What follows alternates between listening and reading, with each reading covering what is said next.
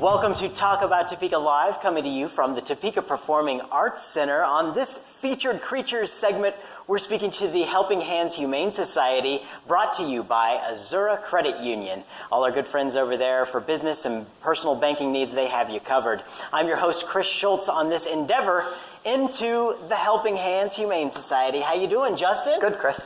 Justin, great to have you here. Bill, I'm going to give you an extended fist bump there. You got it, Chris. Perfect. Excellent. Well, thank you guys for being here. And you know, we've had you on the show several times because we think that it's very important, the mission that you do. We want to make sure that everybody constantly has you guys in the back of their minds. And you guys just announced a big initiative, a very ambitious initiative that I think is very doable. And it comes from us being able to make sure that people know about this, because I think once they do, they're going to jump right in and help out, right? Yeah, absolutely. Yeah. Tell us about what's going on. So late last year, Bill and I had been talking about different things we wanted to do at the shelter, things that we probably should be doing as the local animal shelter. And we talked about the obstacles and the roadblocks to get there. So we packaged it all together in a campaign that we've launched, and we're calling it our 2020 Vision. The reason we're calling it our 2020 Vision is because it's a long list of goals that we want to accomplish by the end of the year 2020. So it's more than you guys both wearing glasses then, huh? Yeah. Perfect vision. Good. Excellent. So, Bill, what's it been like since you've been putting this out? You've been with Helping Hands for quite some time. 15 years. Yeah, and over the course, there have been a lot of changes. There have. You were part of those in 2013 when we did an interview, and you followed me to the new building and shot an hour's worth of footage down there. It's an incredible facility, and we know a lot of people in Topeka haven't been in. They're afraid they're going to want to take something home. Well, we can assure them, if they don't want to, we won't make them. We'll invite them back next week, and then they can. Yeah. But it is an incredible building, and part of what we did was to take a look at, now that it's up and going, and we're 5 years into this building now, it's time to advance that mission, as Justin mentioned. There are things that we want to make sure we can take care of long term. And that's kind of where I came in, from the operations side to the foundation side. We do have a foundation, and the goal of it is to help sustain the shelter long term.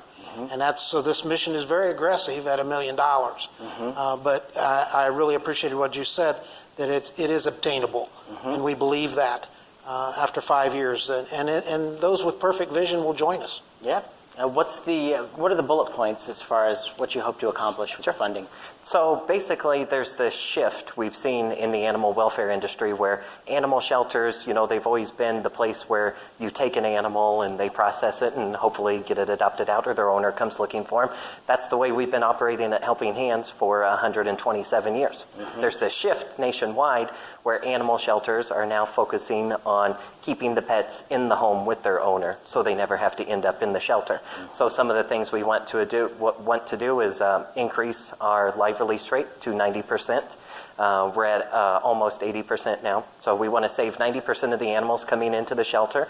We want to do things like, if you're a military veteran, you can come in and adopt at no cost. If you're a senior, you can come in and adopt a senior pet at no cost. We want to strengthen our education program, where we go out into the schools and have different children's groups come to the shelter and learn about responsibility and compassion and bullying and all these great character traits that hopefully we can give them the message in a little different way when we start incorporating animals. It's dealing with the whole ecosystem of what this is, as opposed to just when there's a stray animal, you're dealing with it. You're really dealing with the whole picture. Community. We want to get out there outside of our walls and get out into the community and fix these problems that are really community problems. You want to add anything to that? Well, part of our goal, and I really love this education part, because these kids that we're talking to and will be talking to, they're tomorrow's pet owners. And it's really kind of sad in our world every day when we look at the numbers that we're still taking in over 6,000 animals a year.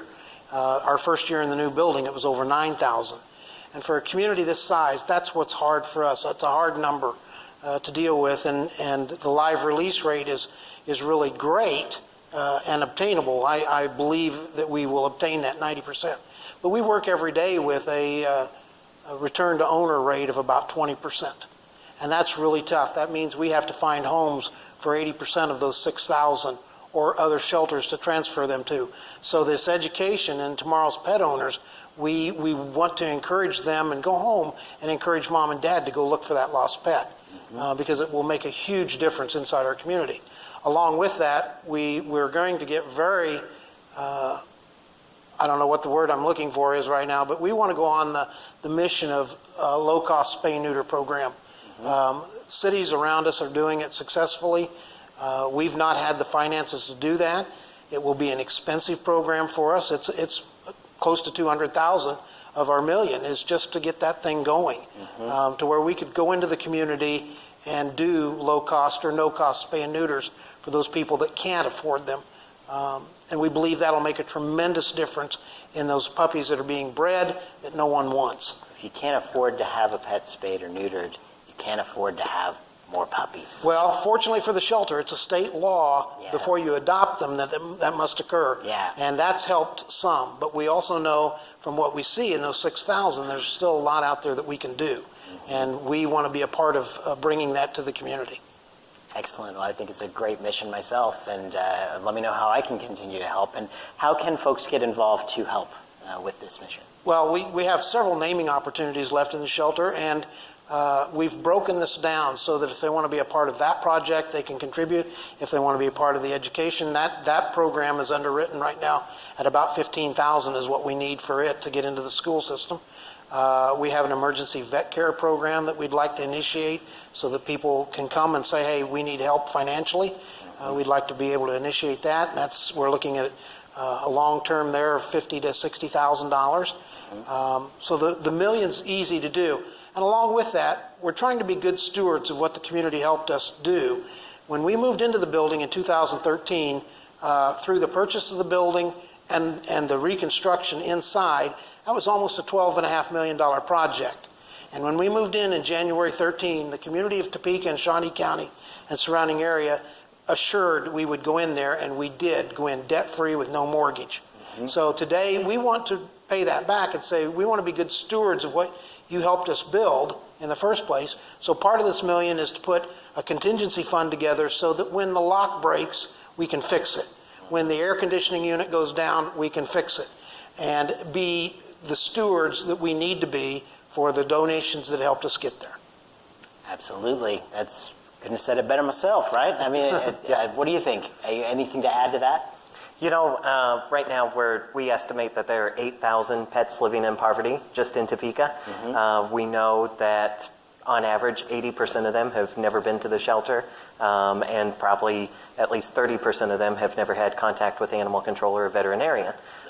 So we want to be able to provide these services for the community so we can continue to make Topeka the most humane capital city in the nation.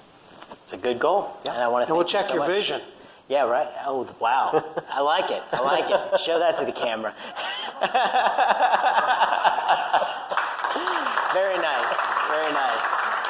Well, that's our good friends from the Helping Hands Humane Society. Get involved with them. hhhstopeka.org is the website, and like them on Facebook as well. And get involved. Get involved to help them reach their goals because they have some really great missions, and we want to see them reach all of them. So thank you so much for joining us on the show. Thank you, Chris. We do want to thank our sponsor for this segment, Azura Credit Union. Azura loves supporting local for all your personal and business banking needs. Azura Credit Union has you covered.